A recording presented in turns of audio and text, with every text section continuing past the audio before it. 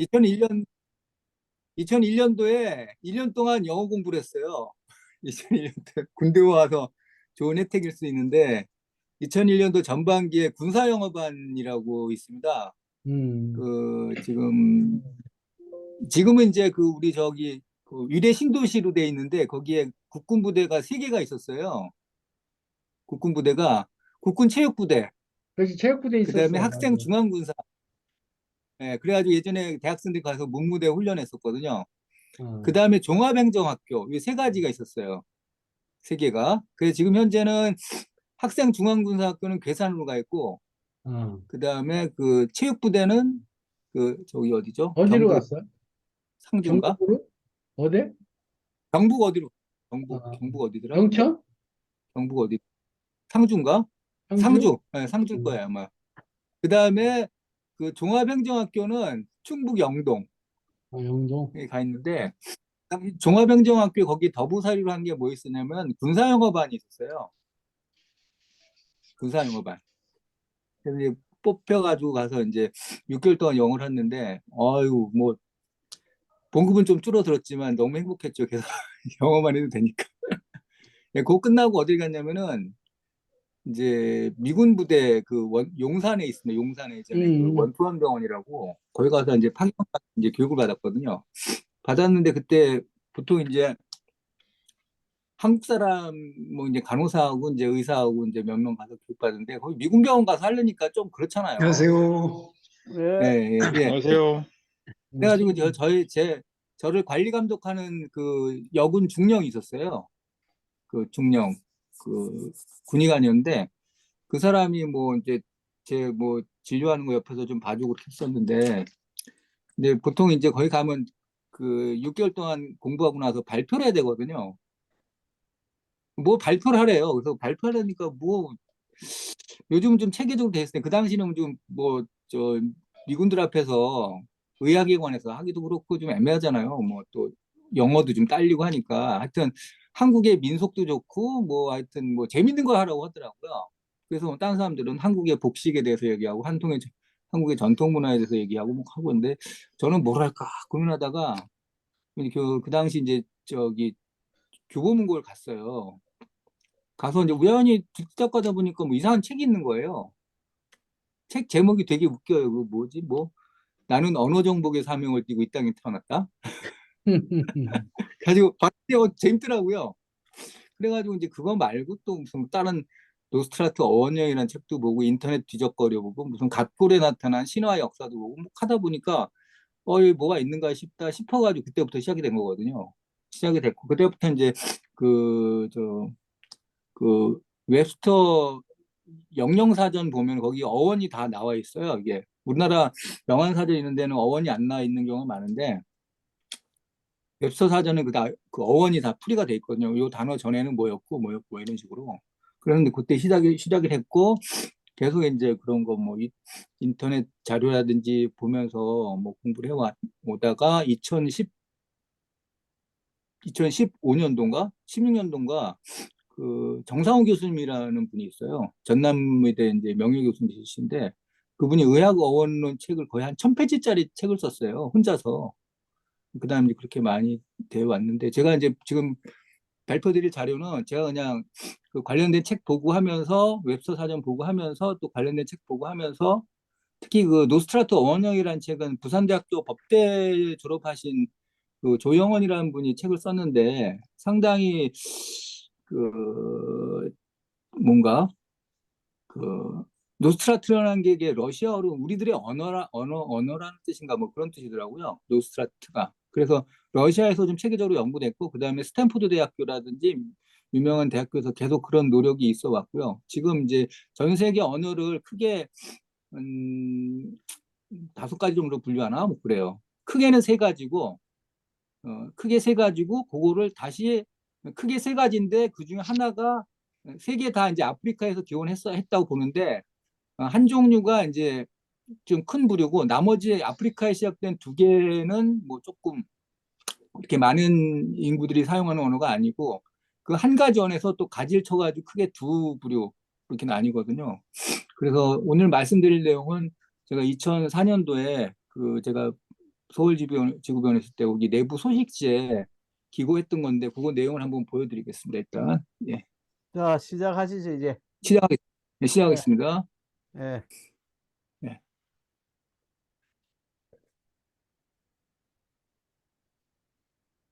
2004년도에 발표한 거라고요? 네, 예, 예. 잠깐만요. 그래서 어디 갔냐? 화면 보이시죠? 예. 예, 요거 무슨 뜻인지 혹시 아시겠습니까?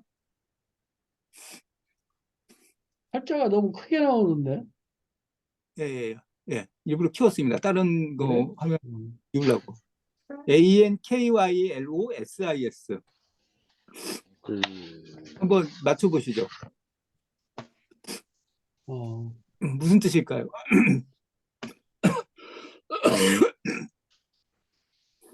처음 들어보시는 단어예요? 예, 처음 들어보네. 처음 들어보는 거예요? 예. 근데 상상의 나래를 한번 펴보시고 예전에 그 아는 단어 중에서 한번 예측을 한번 해보시죠. 앙크가 박다라는 거, 앙크.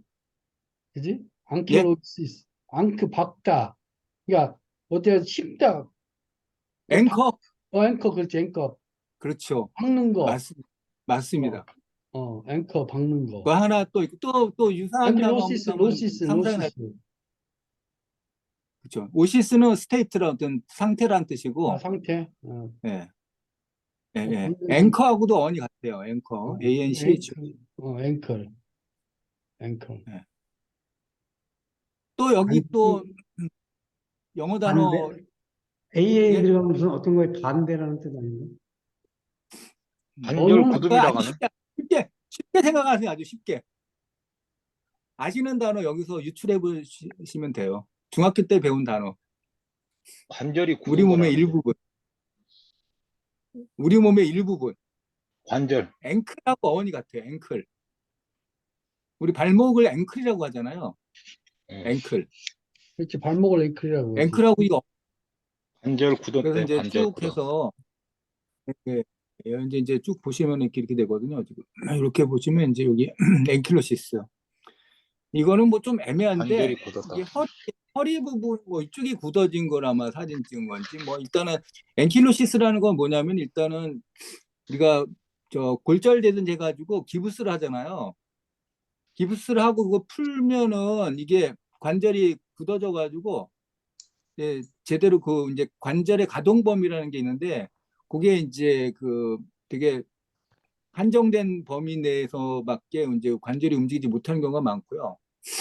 그 다음에 이제 뭐 어느 병적으로 염증이 되게 심한 경우, 예, 그런 경우에 또 앵킬로징 스폰딜라이티스라고 해가지고 우리 저기 한국어로 명칭이 뭐죠 이게? 강직성 척추염이라고 우리가 보통 알고 있는데 그거는 이제 척추 주위로 해가지고 이제 자가 면역성 해가지고 이제 염증이 심해져가지고 관절 위아래 해가지고 굳어버려가지고 허리를 제대로 뭐 이렇게 돌지도 못하고 뭐 그런 거거든요. 예, 여기서 앵킬로시스라는 단어가 이제 실제로는 이제 다른 여러 단어하고 연결이 돼 있는데 여기서 이제 제가 말씀드릴 내용은 철자가 있기 전에 이제 소리가 먼저 있었다는 거죠. 소리가. 그래서 이제 제가 이제 그때 그 당시에 이제 카투샤들도 있고 또 이제 미군들도 많이 있고 해서 물어봤더니 미군들이 미국의 평균적인 어떤 그런 병사로 지원하는 경우 미국의 평균적인 이런 학력이라는 이거보다 좀 떨어진 애들이 좀 있다고 하더라고요. 그래서 이제 특히나 이제 흑인들 같은 경우 보면은 스펠링을 잘 이렇게 모르는 경우가 많다고 하더라고요. 근데 이제 히어링은 미군 병사가 더 잘 될 거 아닙니까? 그래서 이제 보통 보면 미군 병사가 듣고 난 다음에 그래 좀 천천히 좀 얘기해줘라. 그럼 한국 병사가 받아 들어가지고 서로 이제 조화를 이루는 경우가 있다고 뭐 얘기합니다. 그래서 이런 걸 보면서 이제 카투사 병사하고 미군 병사의 관계에서 언어적인 어떤 비밀이 있는 것이 아닌가. 결국 소리가 먼저 있었고 철자는 이후에 그거를 기록하기 위해 만들어질 뿐이라는 것이죠. 그래서 이제 한글을 전혀 모르는 어떤 시골 할머니가 또 뭐 한국을 유창하게 구사하는 하고 또 한글 배우지 않은 5, 6세 정도 어린이도 의사소통을 하는데 그게 무리가 없다는 걸 보면은 문자를 아는 것이 그 해당 언어로 본인의 의사를 표현하고 소통하는 데는 절대적인 요소가 아니라는 걸 이렇게 알 수가 있습니다. 그래서 이제 쭉 보니까 세각구의 언어를 비교해 봤을 때 소리가 같거나 비슷한 단어는 또 그 의미 또한 전 세계적으로 유사한 경우가 많이 있다는 것이 이제 많은 연구를 통해서 밝혀진 바 있고요. 예, 그래서 이제 여기 보면 앵킬루시스라는 단어가 있는데 여기는 쭉 보면 인도 유럽어족의 공통어구인 ANGG, 옹그 또는 앙그, 구부러진 이런 거 연결된다고 돼 있고 여기 이제 앵킬루시스라는 거가 발음이 비슷한 앵글, 각도란 뜻도 있고요. 뭐 뿔이란 뜻도 있고 뭐 모서리, 구부리다 뭐 이런 뜻이 있고 우리가 앵글이라고 해가지고 우리 저기 나사 가지고 조립해가지고 이렇게 뭐 물건 같은 거 이렇게 올려놓은 선반 같은 거 제가 할 때 앵글 그거 우리가 저기 해가지고 저기 물건 그런 선반 같은 거 만들고 하잖아요. 그런 거 다 연결되고 앵클도 원래 뜻이 발목을 뜻하는 게 아니고 이렇게 구부러진 그런 관절 모양을 나타내는 뜻이었다고 하더라고요. 이렇게 쭉 드리겠습니다. 그럼 앵글에 대해서 알아보면 여기는 원래는 이제 낚싯바늘이라고 보통 게 알려져 있는데 우리가 낚싯바늘이 이렇게 휘어져 있지 않습니까? 구부러져 가지고 이게 본래 의미고 여기에 더 나아가서는 그냥 낚시 도구 이런 의미로 들어가고요. 그 다음에 앵글러, 낚시꾼, 앵글링, 낚시질하는 기술 다 연결이 되어 있습니다.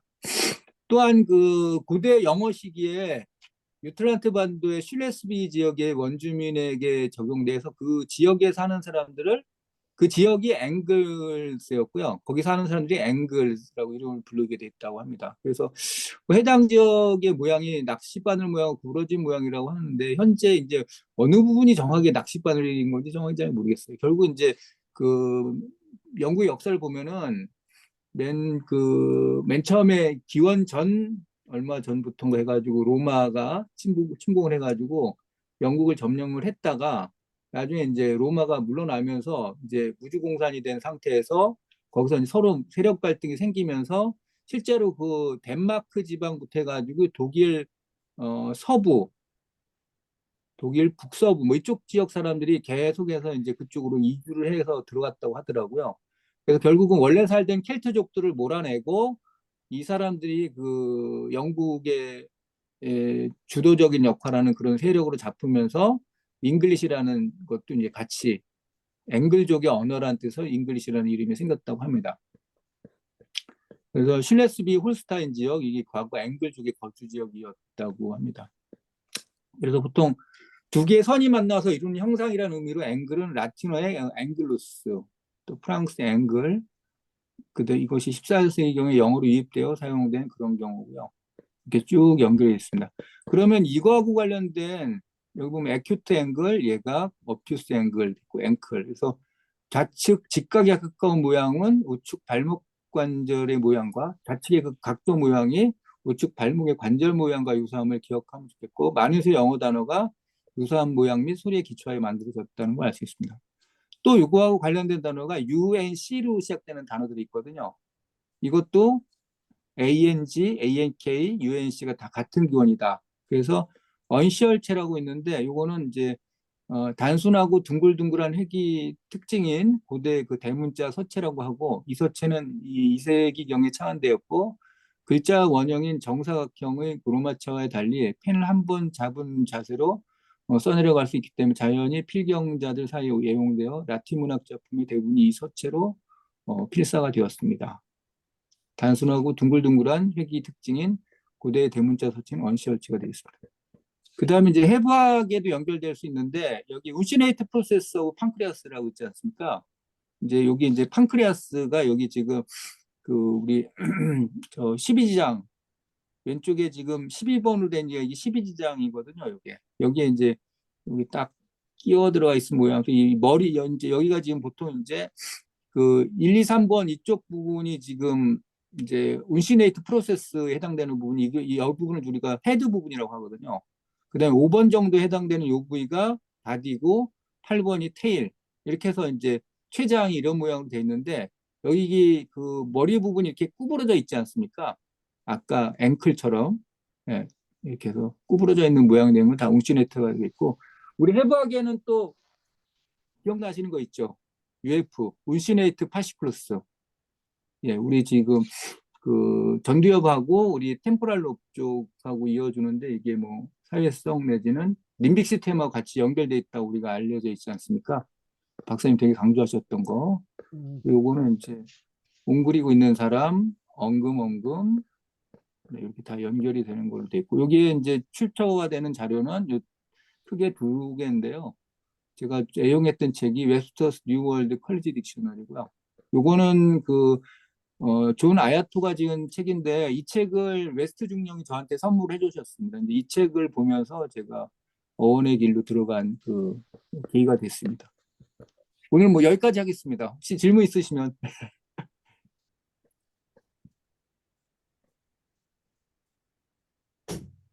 아니, 그 뇌과학 관련된 게 앵귤라 자이러스 있지 않습니까? 예, 그것도 다 모양이 이제 다 요 모양이죠. 지금 앵귤도 모양이 여기 지금 뭐 이 모양하고 딱 이게 구부러져 있는 그런 모양이거든요, 지금. 그래서 앵귤라 자이러스가 브로드만 넘버 39번 그리고 수프라 마지날이 40번이지 않습니까? 그래서 이제 그 모양 보면 그 자이러스 부분이 이렇게 구부러져 있는 모양이 되기 때문에 우리 뇌과학의 가장 대표적인 건 울시네이트 파시클루스하고 앵귤라 자이러스 두 가지가 가장 핵심적인 단어가 되겠습니다. 이상입니다. 예. 네. 네.